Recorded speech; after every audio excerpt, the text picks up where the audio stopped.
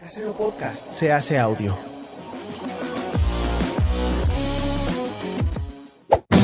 ¡Chavos, banda! Este programa es patrocinado por ustedes mismos. Si quieren apoyar nuestro proyecto, lo pueden hacer por medio de Patreon en patreon.com/herejes el podcast.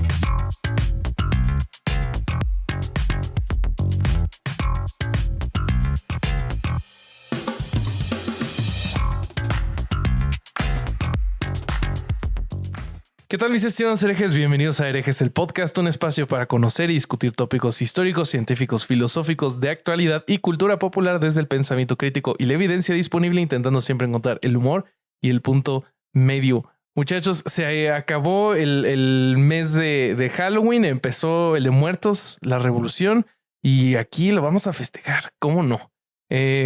Para comenzar con el episodio de hoy, les voy a presentar a mis coanfitriones, hermanos, amigos, abogados del diablo y sex symbols, empezando por Alejandro Vázquez Aspiricueta, el Vasco. ¿Cómo estás? Bien, muy contento de esta grabación improvisada que vamos a hacer. No le mintamos al público. No pensábamos grabar ayer. No estudiamos. No, estudiado está. Lo que no pensábamos era grabar en este momento. Íbamos a grabar ayer, no se pudo por problemas míos. Íbamos a grabar mañana, no se puede por problemas de Bobby. Entonces vamos a grabar ahora y después vamos a grabar la mesa redonda con los pero inmediatamente que va después. a salir en vivo. Y después tenemos reunión con Patreons. Así que si trato mal a un Patreon que va a ser a Chavalón, sepan que es porque estoy cansado. No lo vas a hacer. Yo tengo de Chavalón. Y aparte porque soy un hombre de 40 años ahora, entonces claro, ya tienes no derecho tengo a ser la paciencia huraño. de antes. Ya sí, tienes derecho a ser así medio huraño, pero bueno, no pasa nada. Yo te voy a tener paciencia. Permíteme entonces, mi querido Vasco, que te presente al Saulo de Tarso de esta religión naciente llamada Herejes el Podcast. De este camino a Damasco. Lo maté, güey, maté a Vasco. No me esperaba esa referencia, boludo. Boludo, no me esperaba esa referencia, sobre todo porque yo acabo de mostrar el Damasco antes de que empiece la filmación, entonces me parece muy bien que Alejandro nos guíe en ese camino. ¿Cómo estás, Durán?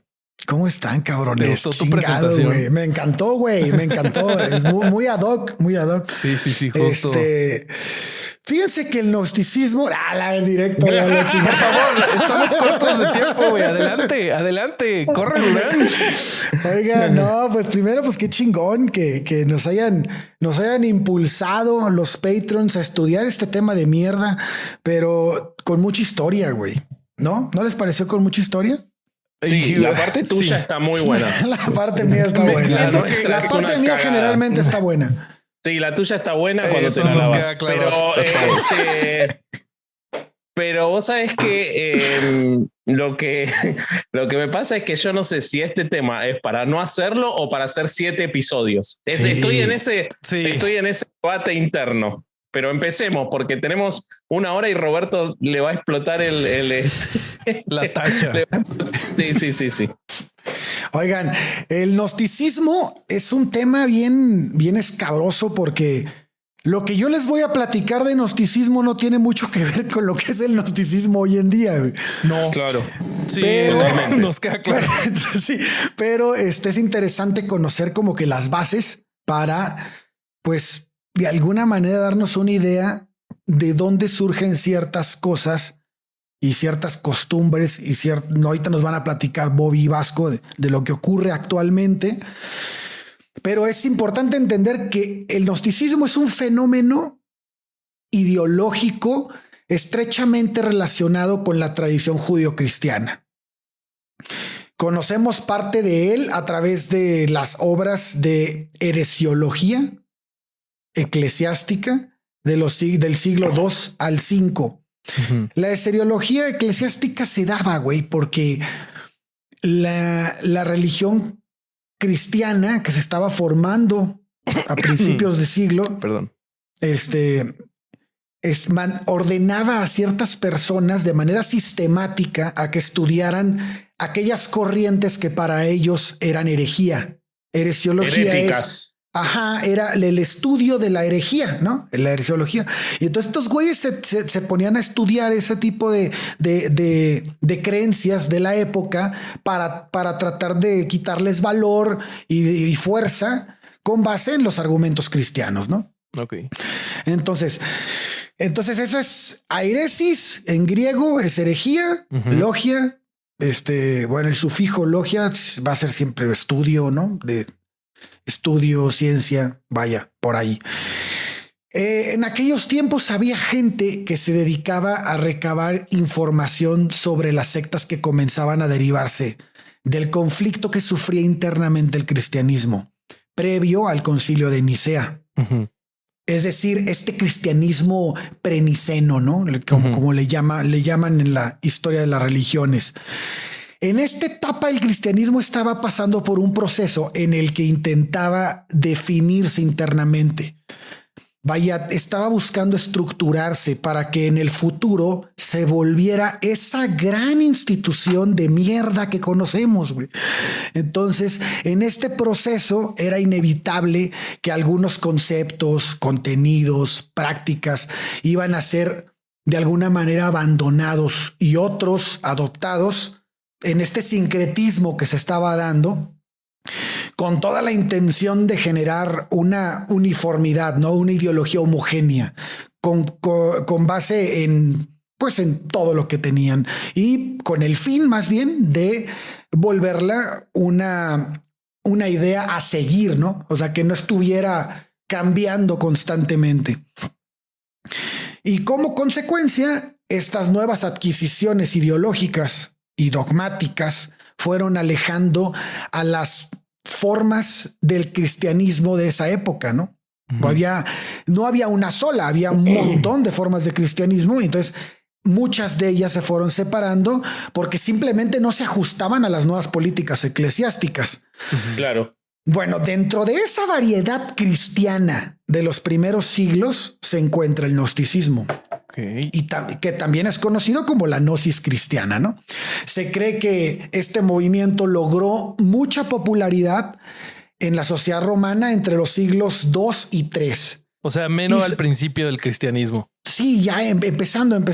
Y se considera de esta manera porque a los autores eclesiásticos de la época dedicaban mucho tiempo y trabajo a redactar obras que refutaran las enseñanzas de las gnósticas. Entonces, como tenemos muchas obras en este momento, lo que nos dice es que es justo ahí cuando se encontraba con más fuerza, ¿no? Porque pues una idea que quieres derrocar es porque está muy fuerte, ¿no? Claro, los gnósticos eran como unos enemigos del cristianismo que se estaba conformando institucionalizado desde el inicio. Eran como un grupo rebelde, digamos. Así es. El surgimiento y crecimiento de este fenómeno ideológico no se separa mucho del general de grupos judio-cristianos y cristianos. O sea, de hecho, se considera que la pre-gnosis, si podemos llamar así a ciertos antecedentes que tenía la gnosis, tiene mucha de la tradición apocalíptica judía. Ok. Y encontramos algunas influencias también en otros lados, principalmente eran neoplatónicos, ¿no? Claro. La terminología que envuelve todo este fenómeno es complicada a causa del desarrollo historiográfico que sufrió. Primero, como les decía en la introducción, la denominación de los grupos que se consideraban o que actualmente se podrían considerar poseedores de la gnosis o del conocimiento especial de la divinidad fueron fruto del conocimiento para acceder a la gnosis. Sería de acuerdo a sus creencias. Bueno, sí, pero es un conocimiento especial de la deidad, porque ellos, como todas las religiones, ¿no? Ellos dicen, como todas las creencias que quieren tomar fuerza, ellos se sienten que tienen la razón y el poder de conocer algo que tú no sabes, ¿no? Claro. Bueno, claro. Es lo mismo aquí. Y bueno, ese conocimiento especial de la divinidad fueron y toda la forma en la que en ese momento se le catalogaba a este conglomerado de personas que pensaban de esta manera fue fruto de las obras de sus detractores. Entonces, aquí el problema es que podemos encontrar un montón de sesgo, porque eran esos heresiólogos los que vinculados a la gran iglesia, los que proyectaban esta idea, ¿no? del gnosticismo en ese momento. Aunado a eso, en el siglo XIX, la historiografía de la época amplió el término de gnosticismo a un solo grupo, como si fuera algo muy homogéneo. Y esto no era así. O sea, había demasiados grupos de gnosis que tenían corrientes filosóficas distintas.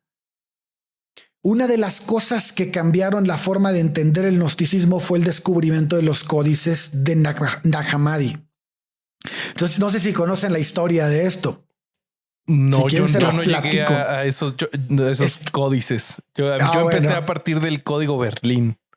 Bueno, se supone que, no se supone, en diciembre de 1945, un hombre llamado Mohammed Ali, qué raro, al-Zaman, junto con sus 2 hermanos y 4 personas más, estaban buscando fertilizantes para cultivar, pues sus tierras, ¿no? Para generar mejor cultivo.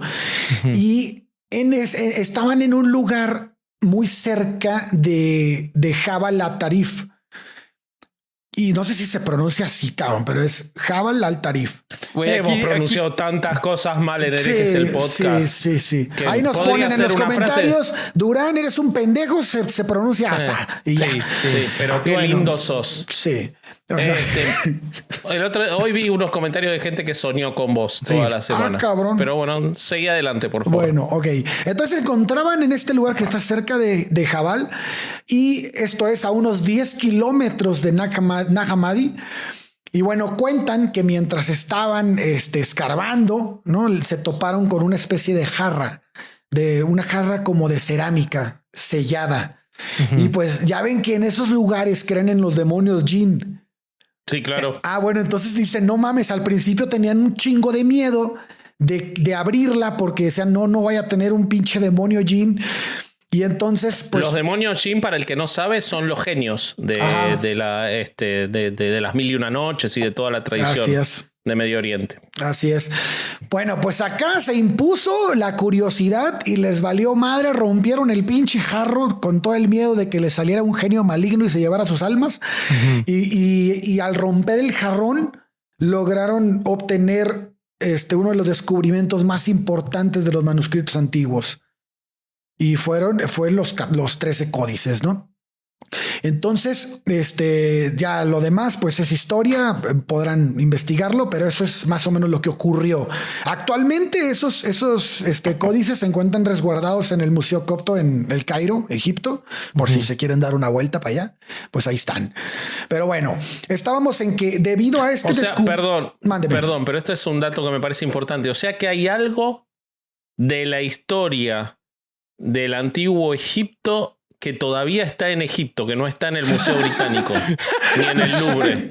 Sí, okay. Ahí en El Cairo. Me parece algo sobre lo cual asentarnos un segundo, porque es muy interesante. Okay. Sí, todos se lo perdieron, llevado, no lo vieron. Se le fue una viva a los británicos. Sí. Y a los franceses. No sé si porque todos siempre los se la códices, tiran a los británicos. No sé siempre si se la tiran a los británicos estén. Y se olvidan de los franceses. Bueno, ok. Pero la mayoría están. Al menos excelente. Lo que vi es que la mayoría están. Pero bueno, estábamos en que debido a este descubrimiento se volvió necesario revisar la terminología que definiera la gnosis, ¿no? En relación con el cristianismo y otros similares que estaban presentes en otras religiones de la época, de la antigüedad, como era el maniqueísmo, bueno, había muchas, güey. Pero el punto es que lo que querían hacer era separarlo. El problema es que esta bronca pues no sigue vigente, ¿no? Con todo y los manuscritos no se ha logrado definir completamente qué es la gnosis de manera correcta, debido a que parte de las vinculaciones a otras tradiciones están por doquier. Y además de la cronología también es un problema, y el contenido peyorativo que algunas otras lenguas modernas le dieron también lo hace difícil también, ¿no? Aparecen muchas cosas y a veces no es lo que buscan. Pero bueno, hay unas características principales que tiene la gnosis. Y es que a pesar de las diferencias visibles entre grupos de gnósticos cristianos, es posible identificar una serie de características presentes en mayor o menor medida en casi todos ellos. Y bueno, no sé si lo investigaron, en lo que leyeron lo vieron, pero existió un congreso que se llama el Congreso de Mesina, y donde intentaron definir pues toda la variedad de enseñanzas gnósticas. Y en ese Congreso de Mesina... ¿Esto cuándo fue? Esto fue en 1966 en Mesina, Italia. No, eso a mí no me tocaba. O sea que ya fue en el neognosticismo. Sí, ya fue ahora. Ok.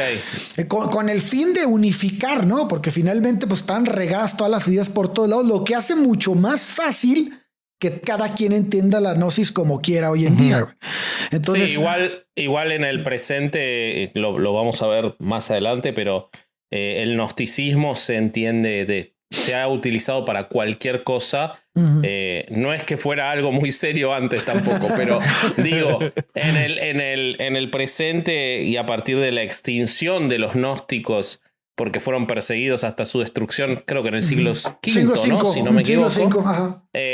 Y con el resurgimiento a partir del siglo XIX, lo que puedan haber hecho en ese congreso, salvo que haya sido trabajar sobre el gnosticismo antiguo, si fue sobre lo actual, fue cualquier cosa. Es imposible, porque hay tantas cosas, tantas, sí, que ni siquiera las vamos a poder cubrir hoy. Y creo que quizás va a ser objeto de algún vivo o algo más, porque hay mucho gnosticismo moderno. Por eso, pero bueno, seguí adelante, dale, perdona la aclaración. No. Aquí lo interesante es que en este Congreso de Mesina fue una reunión de eruditos y estudiosos expertos académicos en gnosticismo. O sea, son historiadores que realmente están leyendo sobre este tema, güey.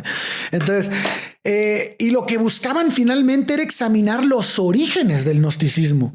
Y desde un punto de vista netamente histórico, y tratando de aterrizar los puntos en común de todas las corrientes que había, ¿no?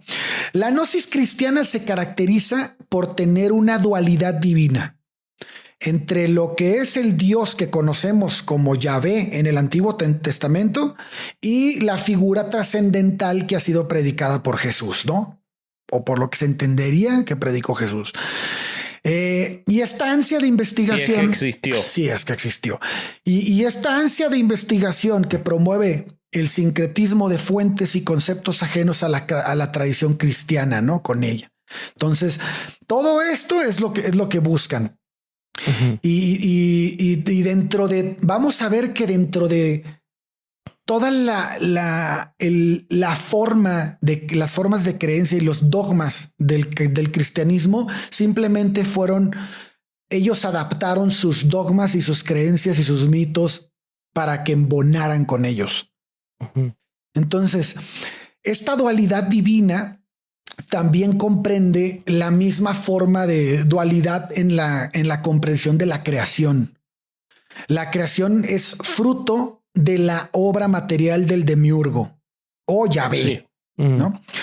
Pero esta figura se encuentra muy por debajo de la realidad trascendental y espiritual que comparte la naturaleza de la divinidad última, ¿no? El uno, que ellos le llaman. Exacto.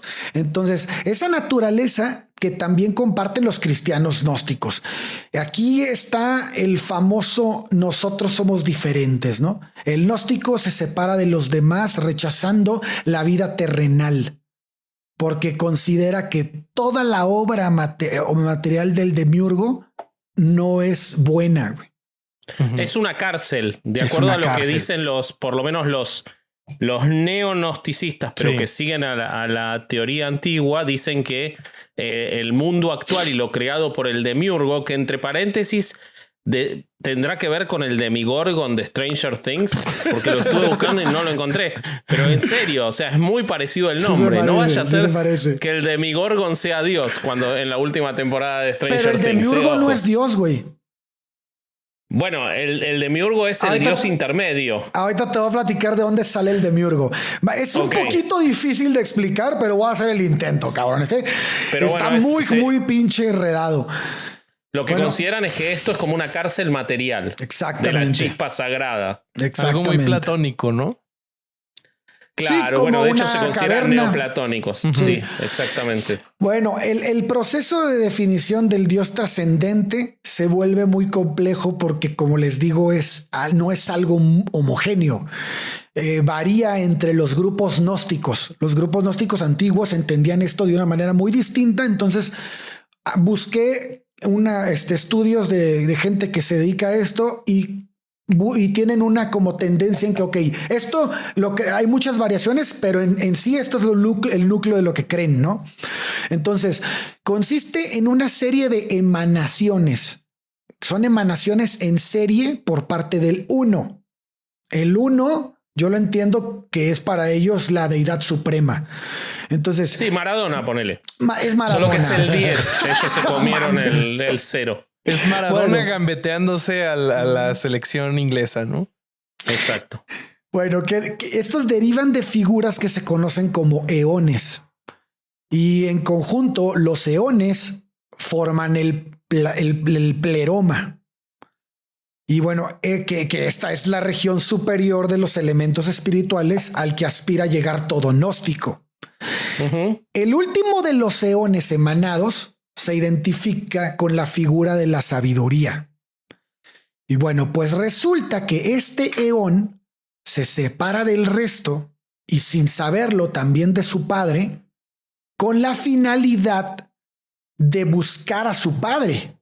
El problema es que el león, al separarse y al ir en busca del padre, comete el error porque el padre no era el momento de ¿cómo se dice? De ser conocido por los demás, claro, por sus emanaciones. De hecho, lo que dicen algunos neognósticos es que el león de la sabiduría, mientras más busca al uno, más se aleja del uno, porque se va perdiendo. Así es. Y entonces este error del que dice Vasco es el que el padre aún no ha tenido la voluntad de ser conocido por sus emanaciones y por lo tanto es un error, pecado, fallo, como le quieran llamar. Provoca... De nuevo, como Maradona, que tenía un montón de hijos no reconocidos que no estaba buscando ser conocido. O sea, siguen las similitudes. Sí. Y bueno, pues esto provoca su salida temporal del pleroma, y el nacimiento del demiurgo, quien es llamado aborto de sabiduría, al haber nacido sin que ésta poseyera una pareja pleromática, es decir, una pareja que fuera dentro del pleroma, sino que había sido fuera. Entonces, a partir de este momento, el denominado mito gnóstico que narra este evento se une al relato de la creación del Antiguo Testamento, que el Antiguo Testamento crea el mundo a manos en el Antiguo Testamento se crea el mundo a manos del demiurgo para los gnósticos. Los gnósticos rechazaban la institucionalización de la iglesia cristiana porque para ellos desvalorizaban lo terrenal. Entonces, pero algunos maestros gnósticos incluso pasaron a formar parte de las filas de la Iglesia Católica, pero luego fueron expulsados porque jamás dejaron sus creencias. Entonces, el gnosticismo cristiano, vamos a tratar de aterrizarlo. Se diferencia por 3 naturalezas vinculadas a cada uno de los estadios del mito. Y es la naturaleza espiritual propia del Dios trascendental y sus emanaciones. La naturaleza psíquica propia del demiurgo, que si bien es ajena al ámbito trascendente, está relacionada con él por su nacimiento a través de la sabiduría. Y finalmente tenemos la naturaleza material, ¿no? Que es el fruto de la creación del mundo, el fruto de la creación del demiurgo. Entonces, de estas 3 naturalezas se van a identificar 3 tipos de personas para los gnósticos. O sea, ya lo llevan a la gente creyente o a la no creyente. Y uno es la naturaleza espiritual, que serían los neumáticos, el neuma o espíritu, ¿no? Que son los gnósticos conocedores del Padre trascendente, ¿no? Estos son los chingones. Y luego neumáticos se llaman. Pues pneumáticos, pero supongo que no se pronuncia la P. Claro, o sea, como lo que les encanta usar a los Amish. Todo lo neumático. y además, si tienen un vibrador, los Amish es un pneumático, con lo cual está bien también esa definición. Sí. Muy okay. bien, muy buen aporte, Vasco. Sí, de nada. Gracias, andas cabrón. Bueno, la segunda naturaleza es la psíquica, que es psique o alma, ¿no? Y son aquellos cristianos que habrían conocido tan solo al demiurgo. O sea, poseedores de la fe, pero ignorantes del Dios verdadero. Ah, ok. Y luego los últimos son los de naturaleza material, que son los ílicos. Estos güeyes somos, pues, nosotros, ¿no? tú, nosotros tres, para empezar, que seríamos los paganos. Y bueno, a su vez, el gnóstico también poseería 3 naturalezas en su vida terrenal, y de las cuales se va a deshacer de ellas al ascender al Padre, ¿no? Es lo que decías hace rato de la chispa divina. Se quedaría únicamente esa chispa divina, y que obviamente se supone que la tienen todas las personas dentro de ellos, y finalmente se unen al Dios trascendente. El gnosticismo es un elemento redentor, güey. Y esto dije, aquí es donde ya uní cabos, güey, porque es donde dices, el gnosticismo lo necesitas, güey, ¿no? Para que el ser humano se deshaga de este proceso de la sabiduría que había sido con el demiurgo. Y sí, destacarse el material. Exactamente, pero es necesario ser gnóstico. O sea, otra vez volvemos tienes que formar parte de mi religión, de mi fe, de mi creencia para que te salves, güey. Si no, te vas a la mierda. O sea, de haber sido más, en una de esas ellos hubieran perseguido a los otros. Probablemente. De haber sido más fácil de explicar que lo otro. Yo creo que cayeron por difíciles estos.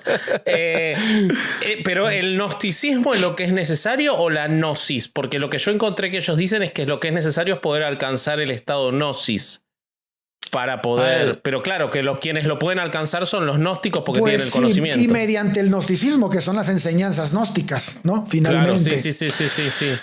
Entonces este elemento aparece para la redención del eón caído, y existirá también en el cuerpo de Jesús de Nazaret, güey.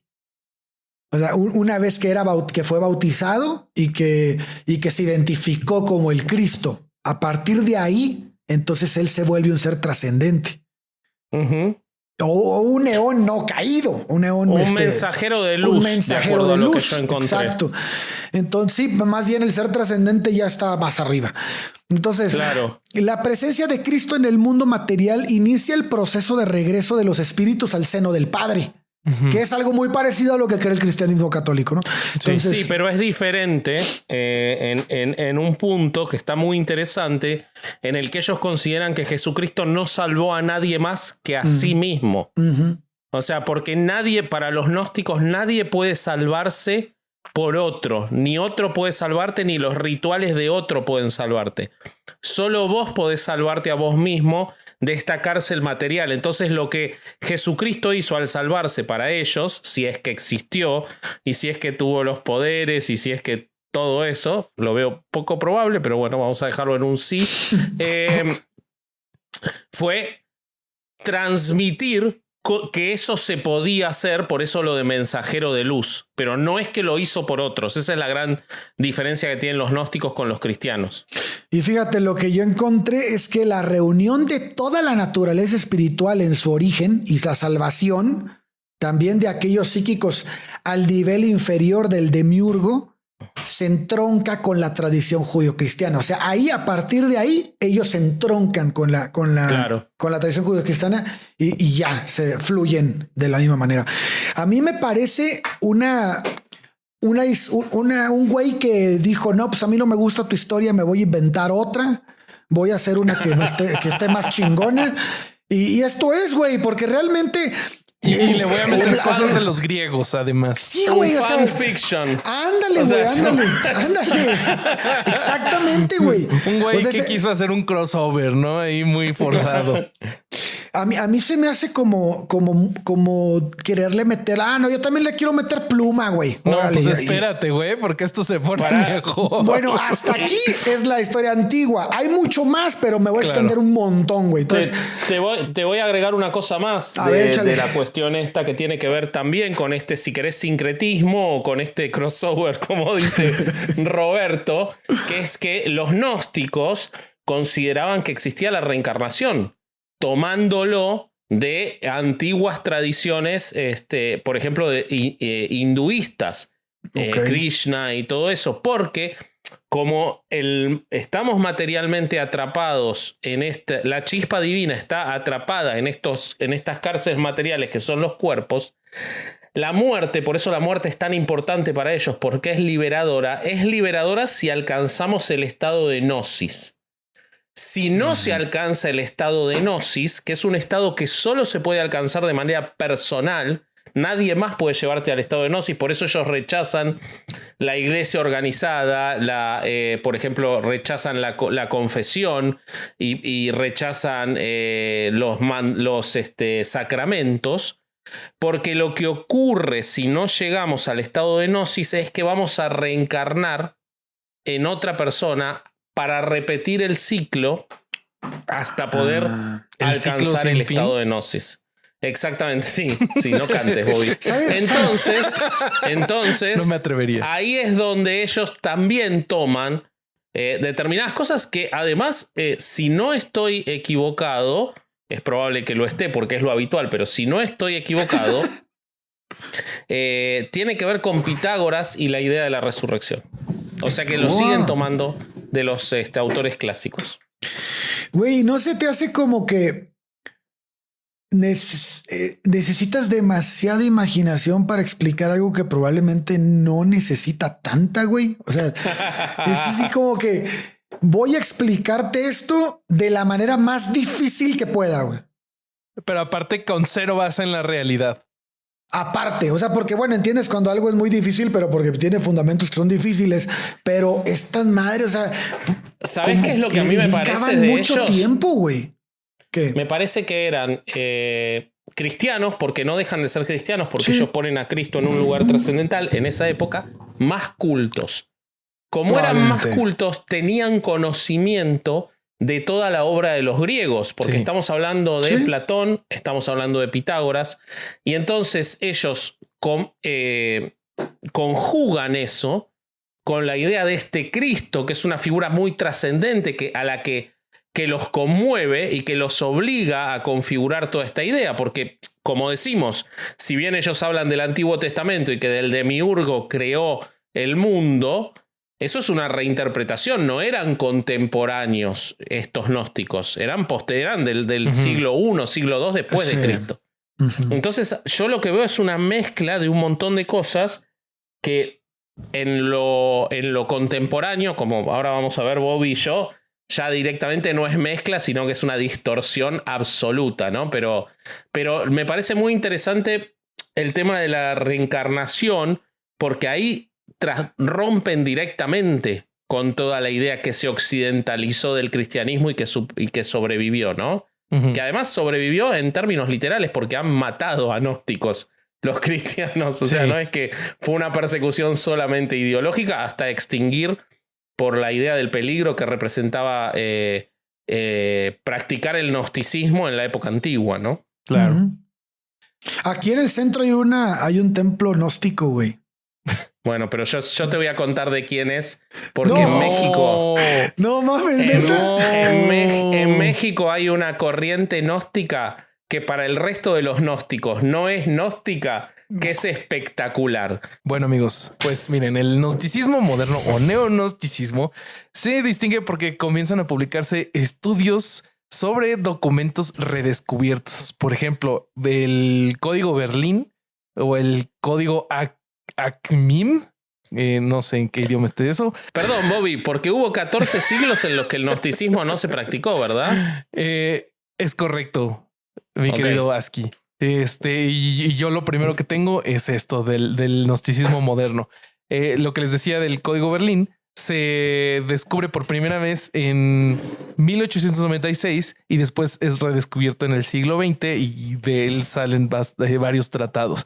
De los autores más prominentes que yo encontré, el primero es Charles Williams King, que era escritor y coleccionista de gemas de la época victoriana.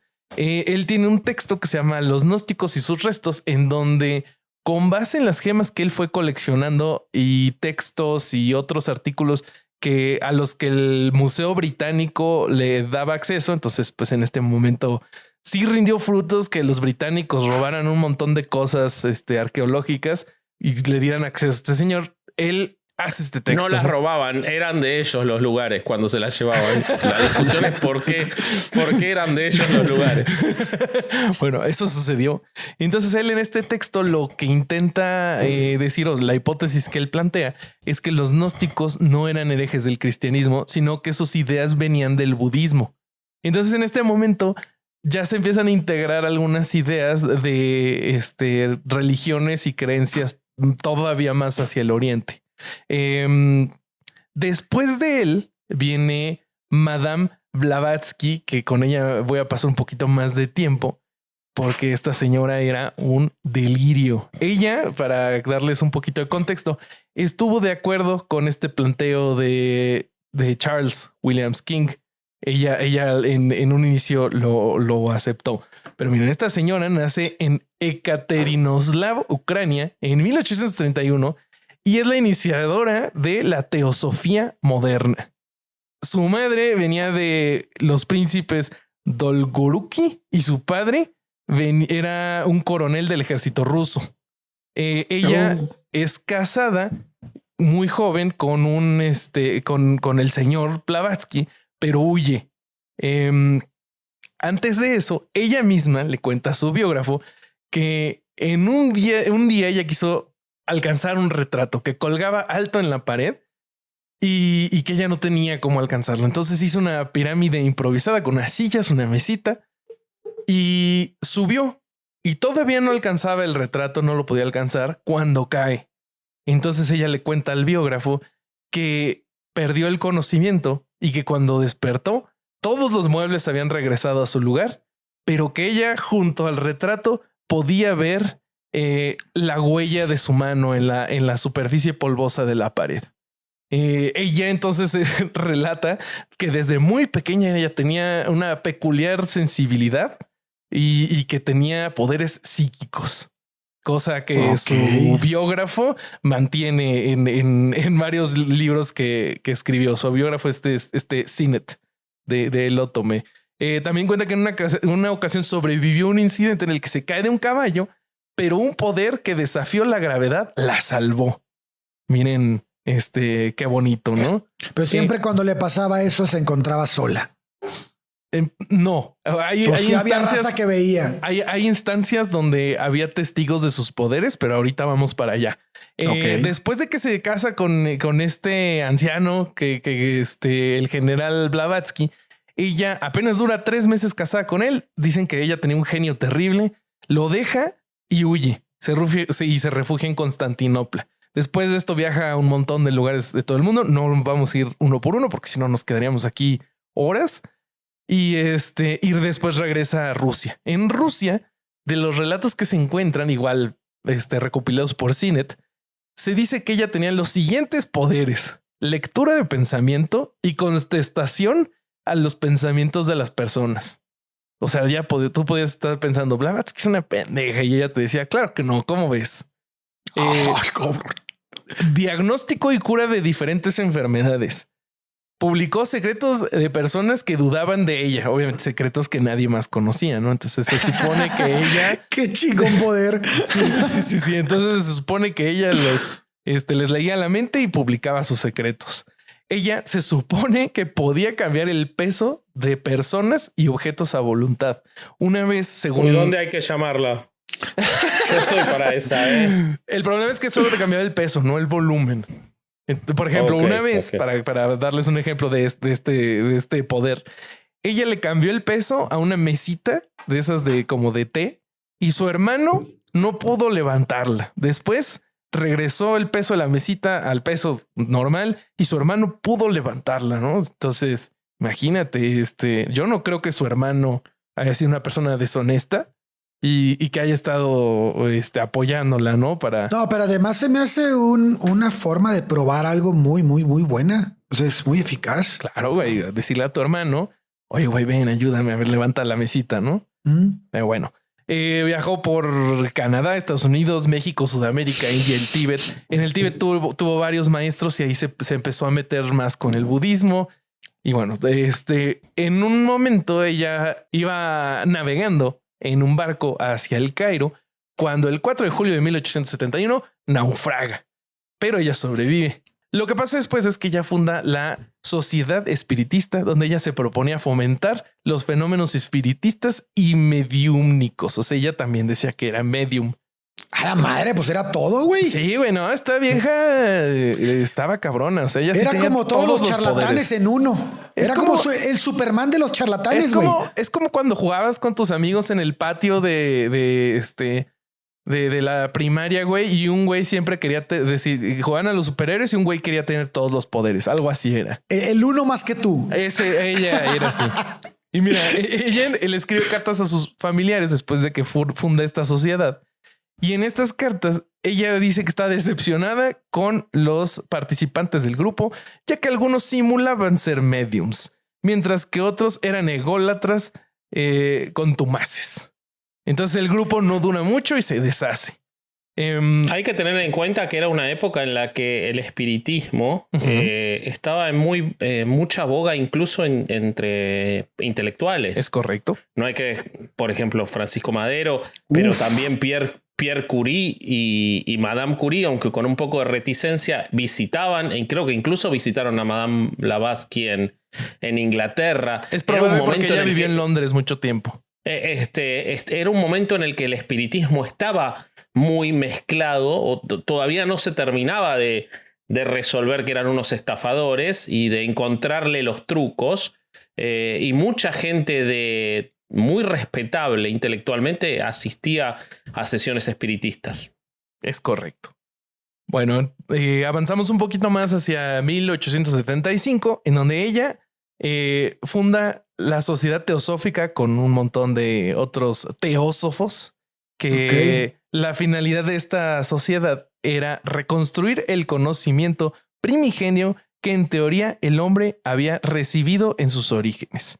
La teosofía es un sistema religioso, filosófico o místico cuyos practicantes creen estar iluminados por un espíritu superior, de forma que pueden tener conocimiento del universo mediante su intuición.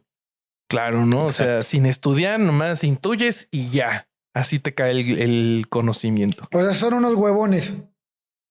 Estafadores, diría yo, güey. No, pues porque no quieren leer nada, pues nada más que lo pueden obtener así sin nada, güey. Pues bueno, me voy a adelantar un poquito, pero justo esta señora Blavatsky fue una autora muy, muy prolífica, ¿no? O sea, escribió, me parece, 3 libros, de los cuales 2 son los más importantes: Isis sin velo y La Doctrina Secreta. Y para La Doctrina Secreta, ella dice que no lo escribió sola, sino que sus mahatmas, o sea, sus maestros, la podían contactar como de forma telepática y hacer como, o sea, entrar de manera a su cuerpo físico y darle las citas que ella necesitaba. Entonces, güey, ¿para qué leer si tú puedes de manera telepática acceder a los conocimientos de alguien más? Bueno, como la creadora de los adventistas, ¿no? Igual. Anda, algo así, pero con gente que sí existía. Claro. En este libro, en La Doctrina Secreta. No, los de ella también existía, si plagió todo. También existía, olvídate. En el libro de La Doctrina Secreta, ella, de las ideas que habla, es primero la cosmogénesis, donde ella intenta describir la composición y evolución del universo, y antropogénesis, en donde intenta describir la evolución humana. Entonces ella lo que intentaba hacer era reconciliar la ciencia con estos conocimientos y temas esotéricos. Alguna de las ideas centrales y que me recuerdan lo que estaba diciendo Durán hace ratito, es que incluye el concepto de que uno era como que todos los seres humanos son como de la chispa, una chispa del dios, o no me acuerdo cómo era La esta. chispa adecuada. Ah, esa madre, güey.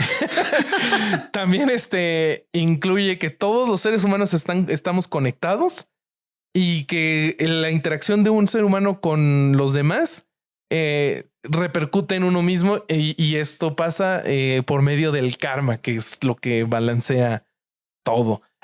Tuvo muchos críticos en su época, nada más que... Mira, ¿por qué será? Pero lo más gracioso que se me hizo para mí es que la atacaban como si fuera un fraude dentro del gnosticismo, no un fraude en total. O sea, un fraude dentro del fraude. Sí. O sea, le forjaron cartas que se supone que ella le contaba el fraude a alguien más, que después se demostró que pues no era cierto. Ya ella muere en 1891 y en su voluntad pide que sus amigos se reúnan en este día y que se celebra como el Día del Loto Blanco y que hicieran diferentes lecturas. Y bueno, uno de esos críticos, más bien es un crítico del biógrafo de Sinet, que es Vsevolod Seregeyevich González Solovyov, que él era un historiador ruso. Este güey sí estuvo muy cabrón su nombre. Él dice... Pero es que estás bien pendejo, güey. Tienes aquí al experto en Rusia, güey. Te pudo haber pronunciado perfectamente el nombre, güey. Muy probablemente. Ahora no lo voy a hacer porque me ofendí por no preguntarme. Sí. Bueno, este güey en su libro Una sacerdotisa moderna de Isis dice lo siguiente. Abro cita.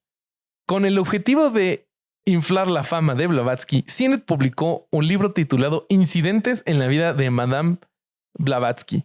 El libro muestra, basado en la evidencia más precisa, la vida de Elena Petrovna.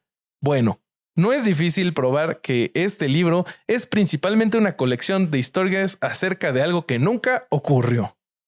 Y bueno, ese es el tipo de personas que nos vamos a encontrar en el neognosticismo. Otro autor, y nada más se los menciono rápido, es George R.S. Mead. Él escribió mucho tiempo en las publicaciones de la Sociedad Teosófica. Después él funda su propia organización y a él se le conoce, o algunos autores lo nombran como ser quien a través de sus publicaciones hizo que los conocimientos gnósticos fueran accesibles a quienes no tenían conocimientos académicos. Entonces, más o menos eso sucedió en el siglo XIX con el gnosticismo. Que no estuvo tan hubo cosas tan cabronas en el siglo XIX. Güey, ¿sí? Madame Blavatsky, no me chingues, güey. Te la super resumí. Fue gigantesca, Es que siento que lo que pasó en la época que le tocó a Vasco está más cabrón. No, bueno, lo que pasa es que lo que yo voy a contarles, yo me voy a concentrar solamente en uno que me parece el más llamativo y además el más vinculado a Latinoamérica. Pero tengan en cuenta que gnósticos del siglo XX podemos hablar desde Aleister Crowley, que pueden aprender sobre él escuchando el episodio de Leyendas Legendarias que está muy bueno. Que fue el fundador de la Iglesia Gnóstica Universal, el alemán Arnold Krumheller, que vivió en México también, fundador de la Fraternidad Rosacruz, de la cual creo que en algún momento tendremos que hacer un episodio porque es muy interesante. Todos estafadores, ¿no? Obviamente, o gente muy obtusa. René Guénon, un francés, Boris Murablov. ¿René qué? Guénon. Ah, ok. Y picante cuando hablas en francés, güey. Maurice, oui. Je te parlerai en français a toi. Desnudos. No me acuerdo cómo se dice desnudo. El ruso Boris Murablov. Carl Jung, el famoso psicólogo, utilizó muchísimos conceptos gnósticos en sus escritos. De hecho, yo te tengo un dato de color sobre Jung. Él estuvo muy influenciado por los escritos de George R.S. Mead. Mira, bueno, Hermann Hesse, el filósofo, también utilizó muchísimos conceptos, sí, claro, ¡Wow! No sabía, del güey. gnosticismo. En Holanda se fundó en 1924 la Lectorum Russicrucianum, que es la Escuela Internacional de la Rosacruz de Oro. Ok. Y después tenemos a Eric Begelin, que en los 50 volvió a los tratados del gnosticismo antiguo y criticaba la modernidad. Y otro autor que les recomiendo para que busquen, porque no nos va a dar el tiempo de tratarlo hoy, es a Hans Jonas, un filósofo, que fue el primero en definir desde el existencialismo al gnosticismo, también en la modernidad. Pero yo no voy a ir con ninguno de estos, que parecerían tipos quizás un poco más serios. Yo me voy a concentrar en el más chanta de todos, el más estafador y el más latinoamericano. Eso. Que es del que probablemente está el templo en Querétaro, porque sigue teniendo mucha trascendencia en México, porque él hizo casi toda su vida en México, que es el colombiano, presten atención al nombre por favor, Samael Aún Weor. Samael Aún Weor, que en realidad se llamaba Víctor Manuel Gómez, había nacido, por supuesto, y había nacido en Colombia en 1917, fundó el movimiento gnóstico cristiano universal. Y él es quizás el mayor enemigo del resto de los gnósticos por cómo deformó el gnosticismo a su conveniencia. Este muchacho, como les decía, que había nacido en Colombia, desde muy joven arrancó con el esoterismo, estudió en grupos espiritistas, estudió en asociaciones de la Rosacruz, estudió en asociaciones teosóficas también en Bogotá, en las cuales empezó a tener mucha preeminencia. En 1936 ingresa en la Fraternidad de la Rosacruz Antigua, la que había fundado Arnold Krumheller en México.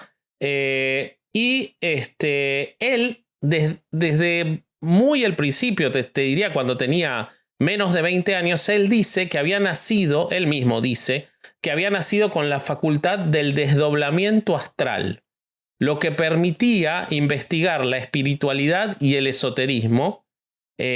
Asimismo, investigar la historia y la antropología y las civilizaciones antiguas junto con la parapsicología. Bueno, este muchacho empieza a fundar su propia escuela, empieza a tener adeptos moderadamente, pero su vuelco más poderoso y que lo hace que todavía tenga mucha trascendencia en México principalmente, que es donde luego se instala en 1954. Ese año, 1954, cuando él se instala en México, él dice, todavía llamándose Víctor, que un arcángel de Marte, del planeta Marte, no puede ser, llamado Samael, había encarnado en él. Y que desde ese día él tenía que ser llamado Samael Aún Weor. Dijeron que con él había llegado el quinto avatar, del cual se hablaba de las tradiciones religiosas, por ejemplo, de Buda, ¿no? Y que se había iniciado la nueva era de Acuario.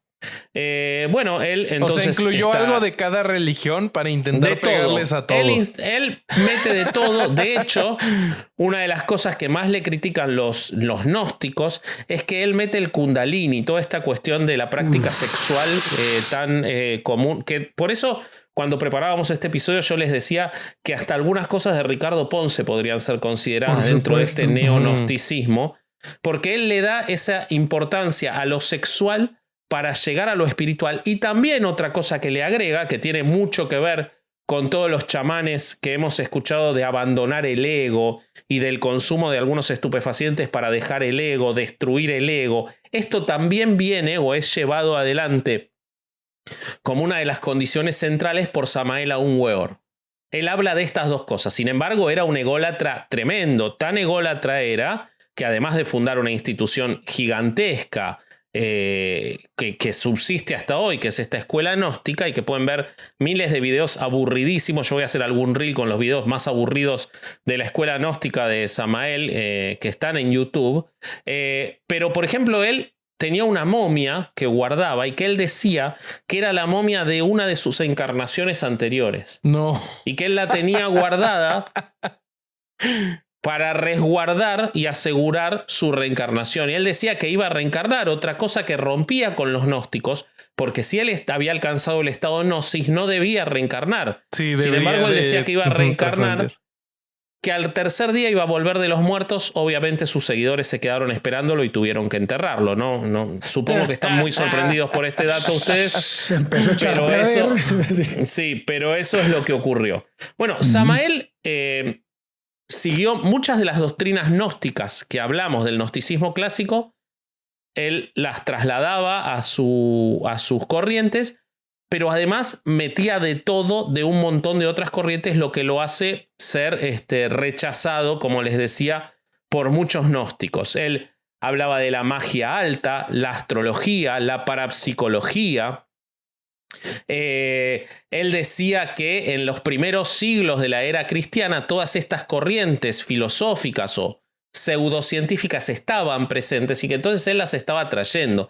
La realidad es que no hay mucha evidencia de eso, pero él estaba convencido de esto. Él decía que además había que despertar al gran arcano, que era la principal enseñanza, que esto se hacía a través del Kundalini.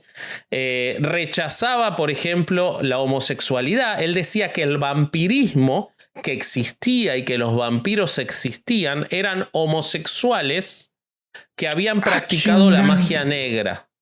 ¿Ok? Y que entonces por eso atacaban al sexo opuesto, porque lo odiaban. ¿Ok? Se consideraba el quinto ángel del Apocalipsis. Se consideraba un profeta de Jehová. Escribió 70 libros, de los cuales se ha probado que la mayoría son plagiados, la enorme mayoría. Raro, No puede ser. Y quiero cerrar contándoles sobre Samael, que, como les decía, sigue teniendo hoy una de las asociaciones gnósticas más fuertes de México y de varios países de Latinoamérica, que él escribió un libro, su primer libro, llamado El matrimonio perfecto, en el que él expone el tema de la transmutación sexual. Y esto tiene mucho que ver porque los gnósticos, los neognósticos que siguen a Samael, son quienes hoy hablan, y lo van a escuchar en muchos lugares y en muchos de estos chamanes, e incluso en gente parecida a Ponce o que hace estafas similares. Ellos hablan mucho de la transmutación y hablan permanentemente de la alquimia, pero de la alquimia a través del sexo. Esta transmutación sexual puede convertir al semen en amor y sabiduría. O sea, los griegos de nuevo. Exacto. Él argumentaba que había un requisito indispensable para regenerar el cuerpo físico y los principios anímicos del alma. Vean cómo acá rompe con todo el gnosticismo, pero sin embargo se llama gnosticismo. Por eso es que cuando hablamos de ese gnosticismo clásico y hablamos de los que tienen más preponderancia hoy, en realidad no tienen nada que ver.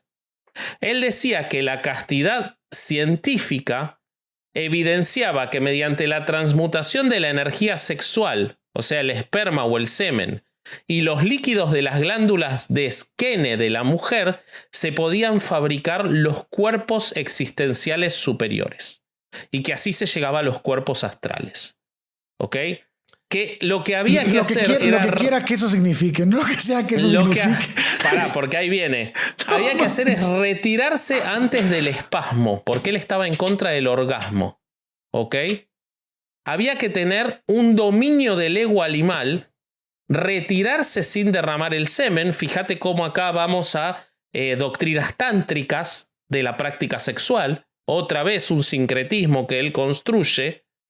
Y que con eso se puede llegar a un acto de magia sexual con el que se llega en el ocultismo al arcano y se construyen estos seres divinos. ¿Ok? O sea, de nuevo... Qué averiado está ese güey, cabrón. Pero no era accidental, porque de nuevo, bueno, como en sí, todas estas obviamente. sectas, a lo que él lo llevaba era una práctica sexual con muchas mujeres de sus seguidoras, en las cuales él practicaba este sexo sin eyaculación o en esa búsqueda, obviamente para una explotación de sus seguidores. Bueno, este hombre murió en 1977. En su momento se creyó que con su fallecimiento iba a acabarse toda su doctrina, pero lo que él hizo que fue muy interesante, fue que él entregó de palabra en el 1976, cuando estaba por morir, todos los derechos de su propiedad intelectual a la humanidad. Y eso hizo que se difundan muchísimas iglesias que siguen las doctrinas de Samael por todos lados. ¿Ok? Qué manera entonces, de dañar a la el humanidad.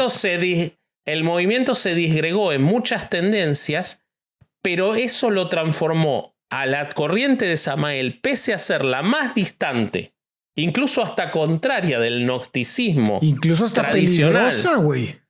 Sí, por supuesto, pero además que es utilizada, y por eso hoy encontramos gnosticismo, y con esto cierro, hoy encontramos gnosticismo en espiritistas, en estos chamanes que te hacen fumar sapo, astrólogos, en tipos que te hablan de la autosanación, que también tiene que ver con el gnosticismo de Samael, que ni siquiera necesitan nombrarlo, porque se diseminó tanto que hoy lo que es el gnosticismo más poderoso, al menos en Latinoamérica, es el que inventó el estafador de Samael. No mames. Entonces, ahí es donde tenemos una figura trascendental y, como vos decís, sumamente inmoral y peligrosa. Y la verdad, yo lo que me quedo es que hay un montón más para hablar de otras cosas más interesantes sobre Rosacruz, sobre Crowley, sobre un montón de cosas, pero bueno, me parece que lo más... Como lo dijiste alguna vez, en el de Amish, esta es una vaca muerta a la que le vamos a sacar leche. Más leche. Qué horrible. Totalmente. Pero bueno, sí, Rob, esto es todo lo mío. Bueno, pues creo que con eso podemos concluir, amigos. ¿Qué tema de mierda escogiste, Durán? Muchas gracias por hacernos leer tanta a mí mi pendejada. parte no se me hizo tan de mierda, güey. No mames, yo sí sufrí. Es un tema interesante porque está ocurriendo, güey. Güey, ¿sabes qué me pasó a mí? Yo encontraba un chingo de textos que decían, pero para entender tienes que leer este otro que fue antes. Y así un chingo para atrás. Y me acabo de dar cuenta de que lo último que hay es tu pendejada esa del Demiurgo. Pues entonces estoy encabronado, güey. Sí, güey. Pero bueno. ¿Sabes qué es lo que me gustó después de haberlo escuchado? Yo el otro día estaba hablando con nuestra amiga Mar, también conocida como Dama G. Y ella me decía algo interesante, que es que me decía que la fe cristiana ha dejado un hueco, lo estoy leyendo, que las ofertas epistémicas no pueden resolver y que entonces es ocupado por otros espacios. Y estos son los espacios que ocupan eso. Entonces por eso es importante revelar cómo estas cosas, porque te habla el gnosticismo y hasta tiene un nombre que parece serio. Lindo, y hasta si lo estudias, claro, y si te metes en la historia de la antigua persecución por parte de la iglesia organizada, hasta pensás que es como un acto de rebeldía seguir a estos gnósticos. Claro. Y es una chantada de la cual ya no había ninguna base científica cuando lo iniciaron, pero hoy está totalmente distorsionado y mezclado con espiritismo, astrología, hasta cuestiones sexuales. Entonces es interesante, e incluso hay quienes consideran que la Cábala es parte del gnosticismo, solo que no gnosticismo cristiano. Así que fíjense todo lo que hay para hablar de este tema. Mames, es una sopa de verduras, güey. Sí. Bueno, pues ya vámonos con los Patreons que nos están esperando, amigos míos. Bueno, ¿qué más hace Herejes? Claro, mira, muchísimas cosas hace Herejes. Además de darle pena a nuestras familias, tenemos otro programa que se llama Sin Libros, en donde hacemos unas entrevistas, mira, riquísimas. Tenemos nuestra temporada exclusiva en Podimo.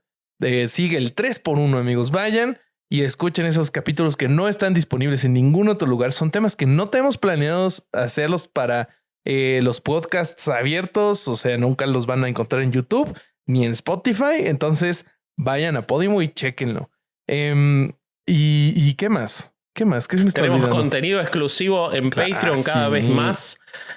Ahora sale un inédito de Hellmail que nunca había salido con el amigo Pablo de Anda. Es el exclusivo de noviembre. Sí. Además de todo el material exclusivo de Sin Libros, todos los pre-shows, las conversaciones por mes, la mesa redonda que es abierta para todos, pero que solo se graba con Patreons. Y a partir de diciembre, el gran programa para los Patreons que va a ser el roast y revisión, que ya fue un éxito el primer episodio en nuestro canal Herejes el Podcast, y que los invitamos a que vayan con el amigo Larva, que está funcionando mejor de lo que esperábamos, así que vayan a verlo.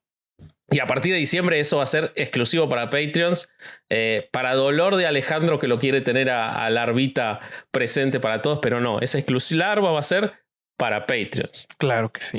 Y Lástima. bueno, en redes sociales nosotros estamos como Herejes el Podcast en todos lados. A veces con un guión bajo. Ay, búsquennos. Si Ya ponen saben que- Herejes el podcast, sale. Sí. Exacto, Y exacto. Yo soy corsario.hereje. Yo soy Bobby.hereje. Yo soy corsario. ¿Verdad? Yo soy vasco.hereje. Y ya. También Ok. recuerden, denle like al video porque si no Romina se pone de malas ahí en el chat. Por favor, Sí. ayúdennos. Suscríbanse Y a la al canal de campanita, a Chavos la Banda y campanita. al de Herejes el Podcast. Es correcto. Exactamente. Bueno, Bueno. pues si no queda nada más que cargar, este fue otro amigo de No Ir a Misa y escuchar Herejes el Podcast. Vámonos. Venga la música. Adiós. We just sit back and laugh at life. Put it far and wide away from harder times. I'm wide awake. I'm looking out to see the art of life is right in front of